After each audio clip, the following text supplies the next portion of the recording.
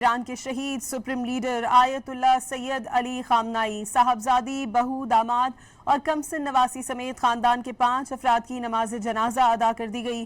Tehran کی جامع مسجد مصلی میں آیت اللہ جعفر سبحانی نے نماز جنازہ کی امامت کی۔ صدر مسعود پزشکیان، اسپیکر باقر کالباف اور وزیر خارجہ عباس عراقچی سمیت ایرانی قیادت، 100 ممالک کے وفود اور لاکھوں افراد نے شرکت کی۔ بیٹے جذبات پر قابو نہ رکھ سکے، قومی اور سرخ رنگ کے پرچم تھامے شرکاء پھوٹ پھوٹ کر رو پڑے۔ پیر کو صبح جنازے کا مرکزی جلوس نکالا جائے گا، اس کے بعد میت کو قم منتقل کیا جائے گا، جہاں سے جسد خاکی کو عراقی شہر نجف اور کربلا لے جایا جائے گا۔ 9 جولائی کو مشہد میں تدفین کی جائے گی۔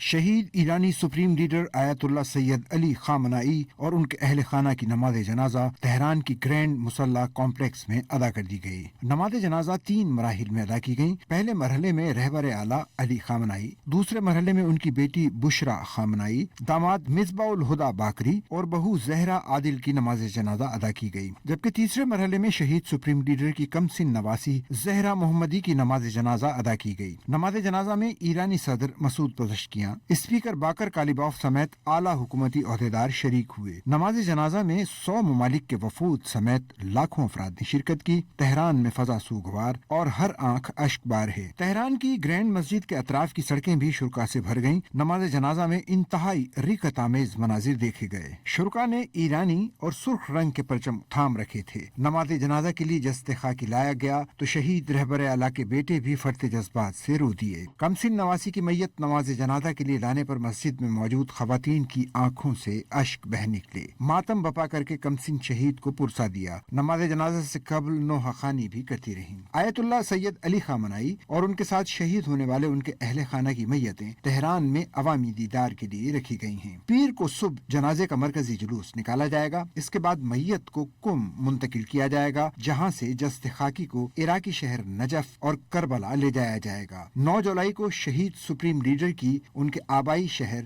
مشہد میں تدفین کی جائے گی۔